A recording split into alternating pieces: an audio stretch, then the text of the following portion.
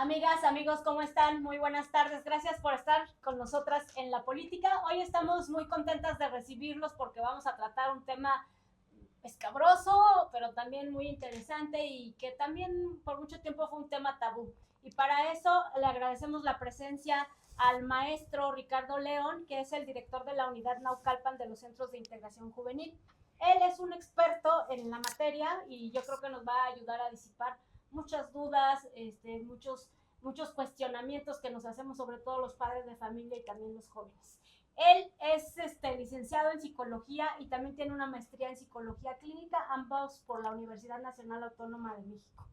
Él ha elaborado en diferentes instituciones públicas y privadas, como la Comisión Nacional contra las Adicciones, en el Instituto de Atención y Prevención de las Adicciones de Ciudad de México. Es también docente de preparatoria en la UNAM y también en orientación educativa y psicoterapia. Ha colaborado en diferentes universidades del país como la UNAM, el Instituto Politécnico Nacional, la UAM, Anáhuac, la Universidad Autónoma del Estado de México y también la Autónoma de Morelos, así como la Secretaría de Comunicaciones y Transportes, el Hospital Psiquiátrico Fray Bernardino Álvarez, la Sociedad Mexicana de Neurología, y aparte ha colaborado en diferentes elaboraciones de documentos, en artículos técnicos y normativos para el tratamiento y prevención de las adicciones. Y pues así como hoy nos hace el honor de estar aquí con nosotros, también ha dado entrevistas y colaborado con varios medios de comunicación. Ricardo, te agradecemos mucho tu presencia en este podcast y pues sin más preámbulo le damos entrada al tema que todavía puede ser tabú en muchos sectores de la población, que es el tema de las adicciones. Muy bien, muchas gracias por la invitación. Gracias. Ricardo, pues si nos pudieras platicar cómo ha crecido, sobre todo entre la población juvenil, este tema de adicciones a alguna sustancia. Muy bien. Recientemente tuvimos el último informe de la Comisión de Drogas y del Crimen de las Naciones Unidas, es el informe 2024. Entonces recaba información a nivel mundial y nos dice cuál es el comportamiento pues, del consumo de sustancias en el mundo, ¿no? Lo que tenemos pues de este último informe es que el número de personas que usan drogas aumentó 20% en los últimos 10 años. ¿Sí? Aproximadamente 292 millones de personas consumen sustancias, ¿sí?, psicoactivas, y de estas 64 millones de personas viven además con un trastorno por uso de drogas. ¿Sí? Y bueno, de esas tenemos también que 1 de cada 11 recibe tratamiento. Solamente 1 de cada 11. Bueno, mucho del cambio que vemos pues, dentro del patrón de consumo ha ido hacia sustancias más de carácter químico, ¿no?, sintéticas, ¿no?, por lo que implica, ¿no?, una fácil fabricación. Finalmente sí se tienen que conseguir los productos para elaborar, pero vamos, no necesito de grandes extensiones de terreno para el cultivo, de gente que la cuide, la coseche, la procese. Entonces, se está moviendo hacia allá. Tenemos también un movimiento en lo que tienen que ver con opiáceos y opioides. ¿Sí? Sabemos pues de la crisis que hubo en Estados Unidos, en Europa, pues a raíz de que se empezaron a recetar este tipo de medicamentos sin que fuera necesario, ¿no? Casi para cualquier dolor. Por ahí hubo algún manejo erróneo pues, de este tipo de medicamentos. Gente que se volvió adicta pues, al consumo de ellos saltó a la heroína cuando empezaron todas las limitaciones y restricciones alrededor de estas sustancias. Y tuvimos por ahí la aparición del fentanilo, ¿no?, que es una sustancia bastante potente, mucho más potente que la heroína, mucho más potente que la morfina. Se calcula que me parece que es unas 50 veces más potente que la heroína. Entonces, las cantidades necesarias para intoxicarse son pequeñas, ¿no? De ahí pues también que exista un riesgo de sobredosis, ¿no? Si se calcula mal pues esto, pues puede haber por ahí dificultades, ¿no? Tenemos por ahí también el cannabis que sigue pues con el consumo a nivel mundial, y básicamente ha sido como que el comportamiento que tenemos a nivel mundial, ¿no?, del último informe. Bueno, hablas acerca del fentanilo, pero dices que no, que es en pequeñas dosis, pero parece ser que es de lo más dañino, ¿no?, que sí, hay. Por la potencia que tiene la sustancia. O sea, si hablamos de una sustancia que es hasta 50 veces más potente que la heroína, pues obviamente la administración no necesita tanto para tener los efectos, ¿no? Si ustedes revisan por ahí los decomisos de fentanilo, ven que son cantidades muy bajitas y cuando se habla de otras sustancias hablamos de cantidades mucho más grandes, ¿no? Entonces, el fentanilo, pues es el polvo, ¿sí? Sí es una sustancia con mucho poder adictivo, pues, dada pues sus características, pero se proporciona en pequeñas cantidades. O sea, Ahora, lo que me alarma o me salta es, solo una persona recibe tratamiento. ¿Qué pasa con las demás?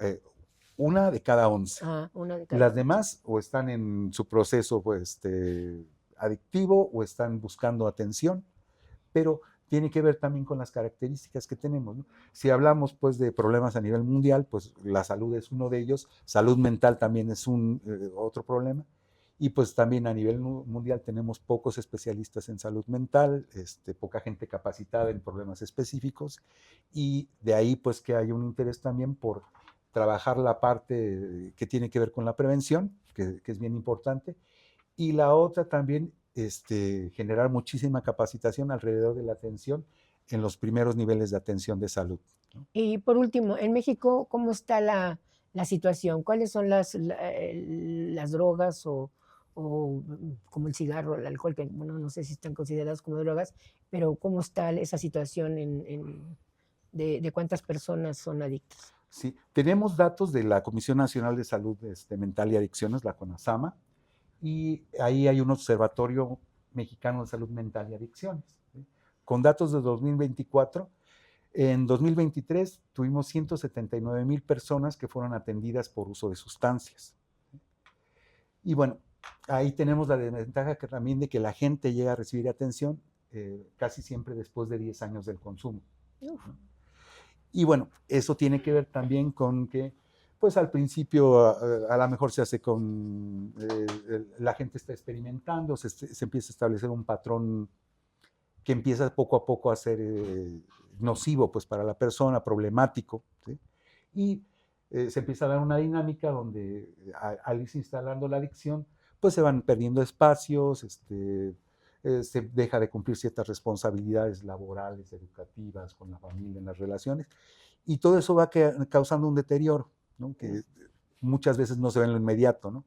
Eh, la gente cuando está consumiendo no ve, pues le hablamos de riesgos, de daños y pues no los ve, ¿no? No me está pasando nada, estoy bien. Esta idea pues que causa pues es algo que puedo controlar, estoy consumiendo, entonces de ahí que a veces pase este tiempo pues como para que una persona vaya teniendo un proceso pues en el cual se dé cuenta de que se encuentra en una adicción y que necesita solicitar ayuda, ¿no? Por lo que nos vemos en las cifras, pese a los esfuerzos de todos los gobiernos, no baja, sino que aumenta el número de consumidores de drogas. Entonces, ¿qué está pasando? Y otra antes de, ¿cuánta gente muere por esta adicción? Están enfermos por esta enfermedad de la droga. Tú dices que llegan cuando ya tienen 10 años de consumir, o sea que aguantan un buen, ¿no? Pero bien dañados, yo creo, ¿no? Es que hablamos de deterioros. Muchas veces el deterioro del consumo de sustancias no se ve en lo inmediato, pero sí lo vemos sumado hacia enfermedades crónicas, ¿no? Hablamos de cáncer, por ejemplo, ¿no? Alcohol y tabaco son de las principales sustancias que previniendo su consumo podemos prevenir cáncer, la aparición de cáncer, ¿no? Entonces, muchas de las muertes que tenemos no son consecuencia directa de una sobredosis, pero sí son enfermedades, riesgos y daños a la salud que están asociados con el consumo de las sustancias, ¿no? Enfermedades cardíacas, cáncer, en el caso del tabaco, la enfermedad pulmonar obstructiva, que por ejemplo es una enfermedad que es muy incapacitante, la gente requiere de oxígeno para estar funcionando, pero pues sigue viniendo con una calidad de vida deteriorada. Entonces, esto es también lo que va pasando con muchos consumidores de sustancias, ¿no? También que se va deteriorando su calidad. Mentales, ¿no? Porque no tienen una conducta apropiada para la sociedad. Tenemos trastornos mentales asociados pues, al consumo de sustancias, ¿no? La aparición de un trastorno de salud mental junto con un consumo de sustancias, no es la excepción, sino que más bien parece ser la regla, ¿no? La gente que presenta algún problema de depresión, de ansiedad, en la infancia a lo mejor un trastorno de déficit por atención e hiperactividad, un trastorno posicionista desafiante de los niños, o problemas de conducta donde se empieza a transgredir las normas, las reglas, muchas veces derivan también o terminan asociándose con consumo de sustancias. En otros casos tenemos que el consumo de sustancias es previo a la aparición de algún trastorno, ¿no? De ansiedad, depresión, ¿sí? O algún cuadro de tipo psicótico, ¿no? Ustedes aquí en el Centro de Integración Juvenil en Naucalpan, del cual eres director, ¿cuáles serían los factores que ustedes han detectado que son pues los que determinan que la gente se vuelva adicta a las sustancias? En todos los casos tenemos factores de riesgo y de protección. Los factores de riesgo y de protección tienen que ver mucho con mis características personales, ¿no? Pero sí podemos hablar de algunos generales, ¿no? Es cierto, pues tenemos factores a lo mejor más macrosociales, como pueden ser las características pues, de una sociedad que es demandante, donde hay pocas oportunidades, donde se exige mucho un desempeño alto, un rendimiento alto, donde a lo mejor tenemos carencia de oportunidades educativas, de espacios recreativos, culturales, ¿no? Están esos, por ejemplo. También tenemos los ambientales más próximos, ¿no? Cómo está la comunidad, cómo está ese tejido social, cuáles son las características que hay en esa comunidad. Vamos más hacia adentro y pues tenemos los familiares, ¿no? Antecedentes de consumo de sustancias en la familia, antecedentes de problemas de salud mental también en algún familiar, depresión, etc. Tenemos también lo que son los estilos de crianza, ¿no? Idealmente los padres deben proporcionar por una parte la satisfacción de las necesidades de los hijos en términos pues, de alimentación, vestido, ropa, educación, ¿no? Esa es una función paterna, ¿no? Bueno, de crianza. Tenemos también una función que tiene que ver con atender las necesidades de otro tipo, ¿no? A lo mejor más afectivas, pues que necesito compañía, que me siento triste, que necesito que me apoyes, que me impulses, ¿no? Este tipo de necesidades que entran más en esta esfera. Y tenemos también las necesidades que tienen que ver con el control de los hijos, ¿no? Saber dónde está tu hijo, qué está haciendo, quiénes son sus amigos, si va a la escuela, cómo va en la escuela, si está estudiando, si aprobó o no aprobó las materias, ¿no? Entonces, estos tres puntos determinan estilos de crianza, ¿no? Encontramos estilos de crianza a veces sobreprotectores o que caen también a veces en la negligencia, ¿no? Que pues, quién sabe si mi hijo fue o no fue a la escuela, si va bien, qué calificaciones tiene, ¿no? ¿Consideras este crecimiento que comentaste del 20% a las adicciones en los últimos 10 años, consideras que es parte de esta descomposición social y familiar? ¿Se han perdido valores? Se van sumando cosas, ¿no? Es cierto, pues también existen familias que tienen coherencia y por ahí hubo disponibilidad de la sustancia, ¿no? O sea, es el punto donde les decía que se tienen que ir sumando como que todos estos factores, ¿no? Hablaba de lo familiar, también hay características personales, ¿no? Mi autoestima, mis habilidades emocionales, cómo manejo la frustración, qué tantas habilidades de comunicación tengo, mi red de apoyo, ¿sí? Y bueno, están también las biológicas, ¿no? Hablamos de que también existe una cierta vulnerabilidad biológica, neurológica, genética, que no siempre conocemos, ¿no? En el caso de los adolescentes, por ejemplo, el cerebro no se termina de formar hasta que tenemos 21 años, ¿no? Y pues si hablamos de un inicio temprano, pues se está bombardeando al cerebro con sustancias y es como si le estuviéramos enseñando a que tiene que consumir sustancias, ¿no? Las drogas además modifican estructuras cerebrales, inciden en zonas que tienen que ver con el placer, con la recompensa, con funciones básicas como la temperatura, el sueño, la alimentación, ¿sí? Y pues todo esto se ve afectado por el consumo temprano de sustancias, ¿no? Eso también se ha dicho, que cada vez, antes decían que los jóvenes y los adolescentes, ahora dice que hay niños que incluso Sí. ya desde los 8 años comienzan. Eso es lo que le iba a preguntar de edades. Sí, de todas formas, en promedio la edad de inicio siguen siendo los 15 años. Pero es cierto, ¿no? En ciertas circunstancias, en ciertas zonas, sí llega a haber casos de menores que inician el consumo así a estas edades tempranas. La pandemia hizo que se aumentara la... La pandemia nos trajo una epidemia también de salud mental, ¿no? Estamos hablando desde cuestiones como socializar. O sea, los chicos van a la escuela, conviven con sus compañeros, con los maestros, se presentan ante el grupo a lo mejor a hacer una exposición y pues mucho de esto se dejó de tener durante el tiempo de la pandemia, ¿no?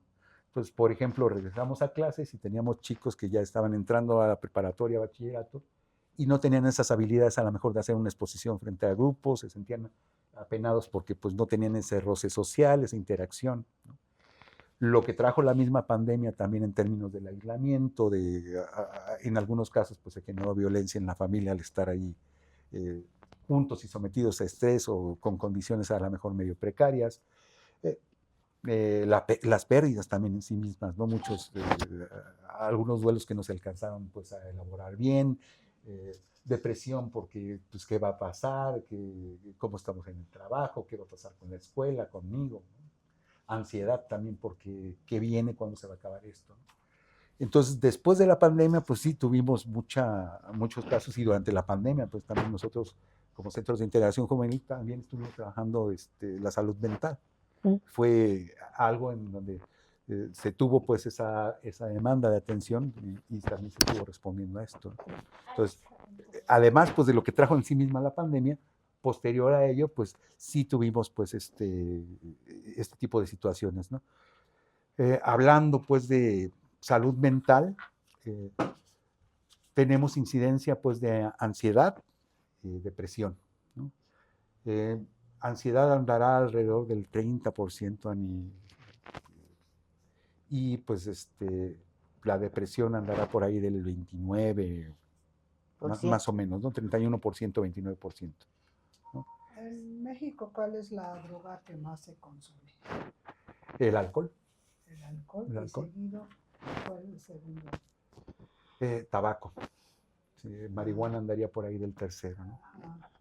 Y de las drogas psicoactivas, las más fuertes, por ejemplo, la que llaman tacha los jóvenes. Tienen una incidencia menor. Hay menor. tantas drogas que yo ya ni sé cuáles. Tienen una incidencia menor. Si hablamos de drogas de inicio, tenemos al alcohol, ¿sí? El tabaco, luego encontramos el cannabis. El cannabis también incrementó, pues, a partir pues de toda esta discusión alrededor de la legalización, una parte muy importante que tiene que ver con la descriminalización de los usuarios de drogas, de los consumidores, se empezó a hablar de los beneficios, de que si era natural, de que no perjudicaba tanto como el tabaco, de que era medicinal. Y bueno, todo esto, pues si no se analiza a fondo, pues lo que hace es disminuir la percepción de riesgo, ¿no? O sea, es que es natural, hace menos daño que el tabaco. Así pasó con el alcohol cuando lo legalizaron. Y bueno, hubo un incremento pues en el consumo de cannabis, por ejemplo, ¿no? Y lo que estamos viendo últimamente es que lo que es el cristal, los estimulantes de tipo anfetamínicos, pues están incrementando en términos de su consumo, ¿no? Es verdad que México, hace unos 15 años se hablaba de que México era el país de tránsito de las drogas. Ahora ya se dice que México ya no solamente es de tránsito, ya también es de consumo. Estamos llegando a ser un segundo Colombia. Yo creo que habría que entender mucho también del contexto, ¿no? Podemos analizar el problema de las sustancias desde un enfoque jurídico, por ejemplo, ¿no? Tenemos sustancias permitidas, no permitidas y tenemos ciertas restricciones y controles, ¿no? Aquí en México sabemos que hay reglamentos para el tabaco, para el alcohol. Está el posicionamiento alrededor de distintas sustancias en la Ley General de Salud. Y bueno, tenemos también, por ejemplo, medicamentos que son vendidos con receta, que son por única vez, los que son controlados, ¿no? Y bueno, está esa regulación. Podemos verlo como un asunto de salud, ¿no? En términos de considerar pues, que es una enfermedad de salud mental y hacer trabajo en términos de prevención y tratamiento, ¿sí? Podemos también tener una visión psicosocial y pensar, pues, el problema es consecuencia, pues, del consumo, ¿no? perdón, el problema es una consecuencia de factores psicológicos, sociales que están ahí y actúan, y hay que trabajar en prevenirlos, ¿no? O en evitarlos, ¿no? Podemos tener una visión también antropológica, ¿no? De que, hace rato mencionaba esto, ¿no? De que pensábamos que íbamos a acabar con las sustancias, ¿no? Estos objetivos que estaba planteando las Naciones Unidas, que en su momento tuvieron que ver con políticas establecidas a nivel internacional, pues digamos que ya estamos más convencidos que en este mundo globalizado, con las características que tenemos, pues realmente es difícil pues que desaparezca el consumo de sustancias. Lo que tenemos que hacer es hacer la prevención necesaria para retrasar ese primer contacto de los adolescentes, los niños con las sustancias, y por otra parte, generar acciones que nos permitan atender a las personas que tienen el problema. Los defensores de la marihuana dicen que es más inofensiva que el alcohol y que el tabaco. Y tú como experto, ¿qué nos puedes decir? Si es tan inofensiva. Existen daños del consumo de cualquier sustancia. O sea, cualquier sustancia provoca riesgos y daños a la salud. En el caso del cannabis, se hablaba mucho pues de que no había daños registrados. A final de cuentas, pues hablando por ejemplo del consumo como combustión del humo, pues te genera las mismas sustancias que genera un cigarrillo, por ejemplo. Hay estudios que evidencian que el consumo temprano, hago mucha insistencia en esto, tenemos un cerebro en desarrollo. Si tenemos consumo temprano e intenso, hablamos de que hay riesgos ya en los adultos, ¿sí? Hay daños cognitivos que están registrados, pues existe evidencia científica de que un inicio temprano, ¿sí? e intenso provoca daños cognitivos. Sabemos pues también que es difícil pues en términos de regulación determinar los niveles de la sustancia activa. La sustancia activa del cannabis es el THC, ¿sí? El tetrahidrocannabinol. Por ahí de los 70s hablábamos de 0.5, 1.5, que eran los niveles que tenía el cannabis de esa época. Y en esos niveles es cuando el THC empieza a tener ese poder psicoactivo en el organismo. Sabemos que hubo una persecución pues, de la gente que cultivaba el cannabis en los Estados Unidos. Mucha de esta gente fue a Holanda, empezó a hacer algo de juego de intercambio con las plantas, un poquito de genética muy básica, ¿no? Seleccionaban las mejores plantas, combinaban semillas, y bueno, teníamos unas plantitas de marihuana antes, ahora vemos plantas de marihuana que parecen árboles de Navidad, ¿no? Altísimas, les ponen hidroponía, y no solamente ha sido ese incremento pues en cuanto a tamaño, sino que también ha aumentado la concentración de THC. Y más poderosa. Entonces, por ejemplo, ahorita llega a haber incluso plantas que tienen concentraciones de 20-30%, cuando estábamos hablando de 1.5 y 70. Entonces, esto pues va moviendo todo eso, ¿no? Yo cuando era joven, la más poderosa le llamaban la Golden. Yo creo que ahora la Golden se queda así chiquita. Sí, y vamos, además tenemos la aparición de los cannabinoides sintéticos que son mucho más potentes. Pues. Y yo sí me fumé mis cigarritos de marihuana, de la Golden, pero no me y, ¿En qué encuentras que no me hice adicción? Pues ahí depende de muchas cosas, o sea, depende de muchas cosas. No toda la gente que se acerca a una sustancia se vuelve va a adicto. convertirse en un dependiente, ¿no? Sí, yo quiero dos preguntas. ¿Qué tan importante es tener las estadísticas de la situación que guarda la cuestión de drogadicción en nuestro país? Si sirven para algo, si sirven para los programas, estamos dando palos de ciego en la atención, o qué es lo que nos ayudan las estadísticas. Y dos, ahora se usa mucho el vapeador. Uh-huh. ¿Qué tan dañino es? Me voy por el vapeador primero, ¿no? Muchos vapeadores contienen nicotina, ¿no? De entrada ahí tenemos la sustancia que causa dependencia. Bueno, y como dos, pues a mucho del asunto que hay con el vapeo es que se le agregan sustancias para darle un cierto aroma, ¿no? Que es lo que está haciendo la industria tabacalera en general con los cigarrillos y con el tabaco, como que agregarle sabores, ¿no? Fresa, sandía, no sé. ¿sí? Y esa es en la idea de atraer o hacer interesante pues el consumo, porque ya no nada más es el tabaco, ¿no? Sino que tiene cierto aroma. Bueno, estos aromatizantes son calentados, son quemados y pues entran también como sustancias químicas a los pulmones, ¿sí? Nuestros pulmones están hechos para recibir aire, no respiramos humo, ¿no? Entonces, de entrada, pues ahí hay irritación, se afectan las vías, se obstruyen y están esos daños, ¿no? Y pues se ha demostrado por ahí que los vapeadores son instrumentos hasta un tanto peligrosos, ¿no? La COFEPRIS ya emitió una acción donde, como no había una regulación, no había estos riesgos y finalmente muchas veces no sabemos qué sustancias están también ahí integradas, pues en la sustancia que se agrega al vapeador, pues también son peligrosos, ¿no? Volviendo a lo de las estadísticas. Las estadísticas lo que nos hacen es mostrarnos una fotografía de lo que está ocurriendo en un momento determinado, un comportamiento que vemos, ¿no? Ese comportamiento puede ir cambiando, ¿sí?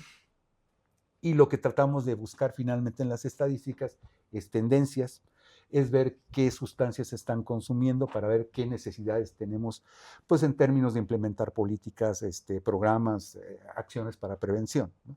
Entonces, saber, por ejemplo, que están incrementándose el consumo de los estimulantes anfetamínicos del cristal, me hace a mí generar también acciones específicas para hacer programas de prevención ante estas sustancias.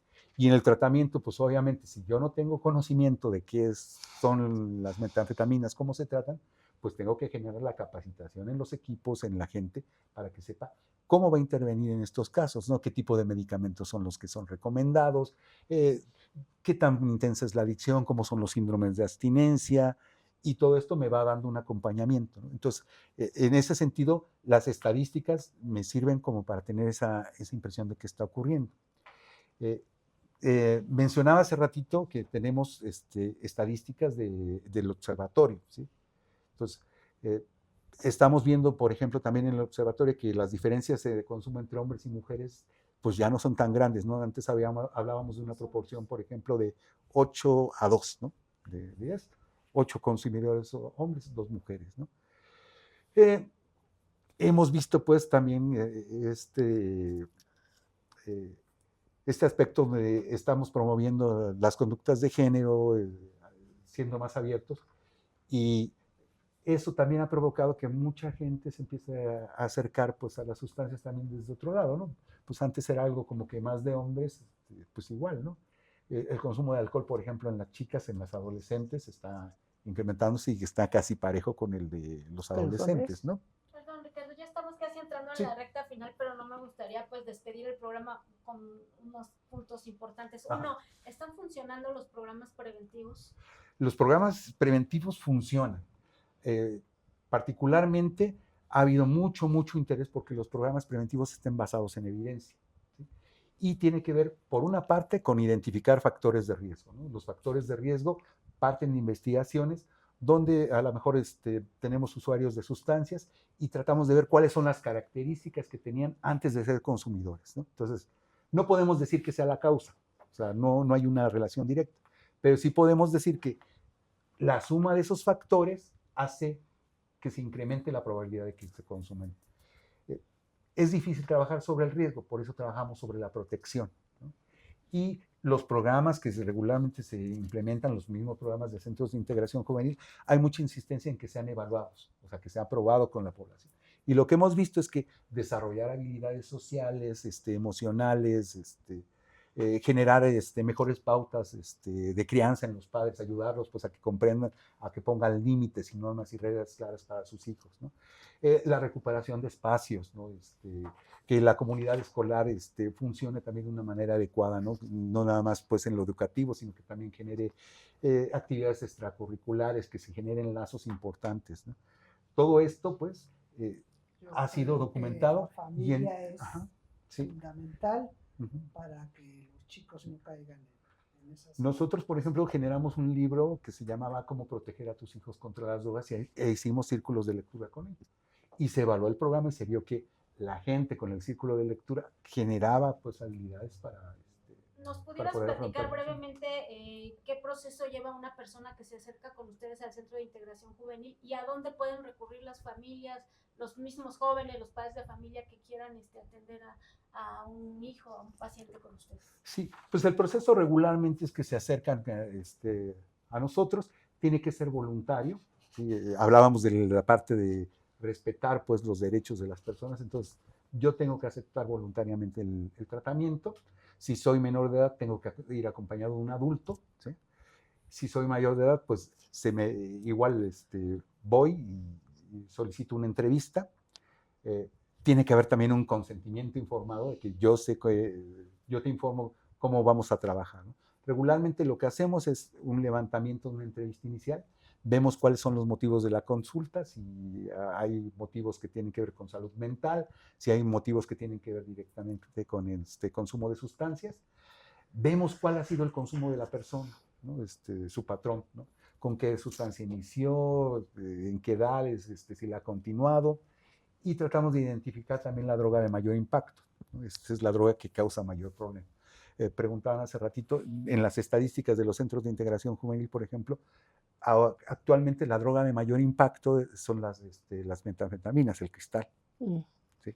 Es la que nos están reportando actualmente. Información del último semestre de 2023, ¿no? Posteriormente a esta entrevista se pasa con la historia clínica, ¿sí?